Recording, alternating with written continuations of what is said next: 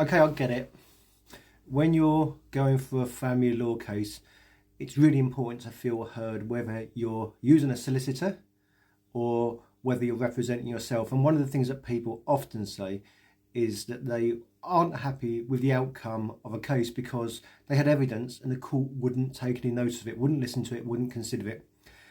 There's a whole host of reasons that people can feel like that. Sometimes it will be because the court has considered the evidence and you just don't like the outcome. I see that happen all the time. Just because you think you got a killer piece of evidence and the court decides it's going to make a decision you don't like doesn't mean that your evidence has been ignored.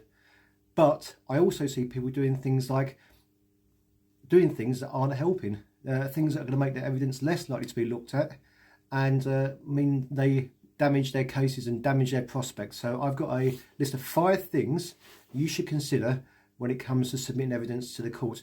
The first one is know the rules on submitting evidence.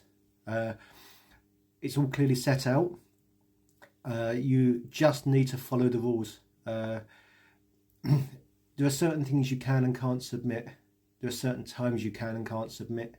And if you follow the rules, you're going to be much more likely that your evidence is going to be looked at. I'm going to go into more details of these. The second one is know when you can submit evidence.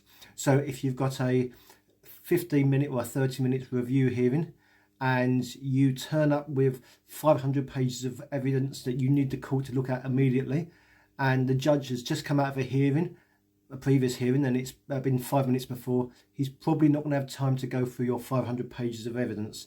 And you should probably not be shocked that when you walk in, you say to the judge, have you looked at my evidence? He's going to say, no, he hasn't.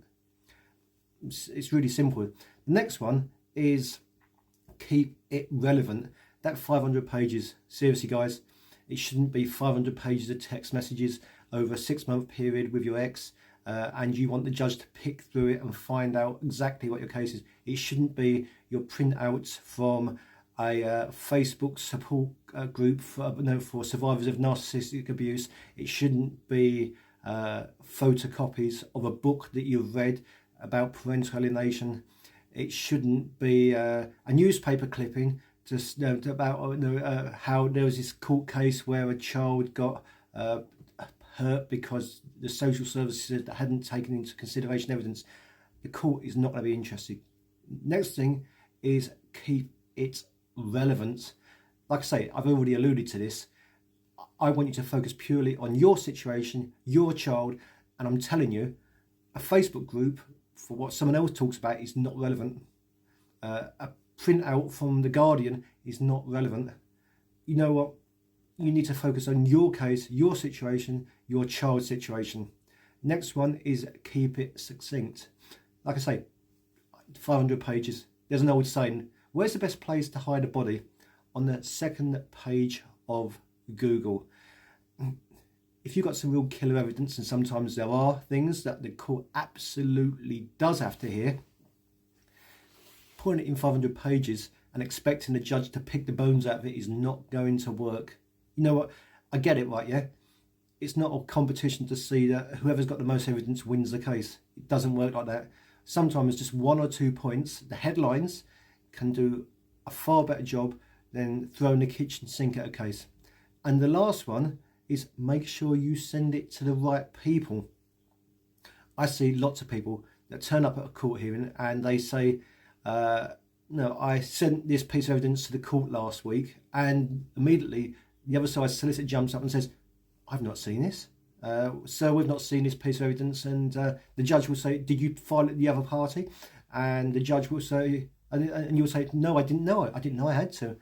And the other side solicitor will say, well, I'm asking that the court does not consider this because we haven't had copies of it. It's not been filed correctly and it's not really relevant. And the judge will say, yes, I agree. And your absolute killer piece of evidence is put to one side and it's ignored.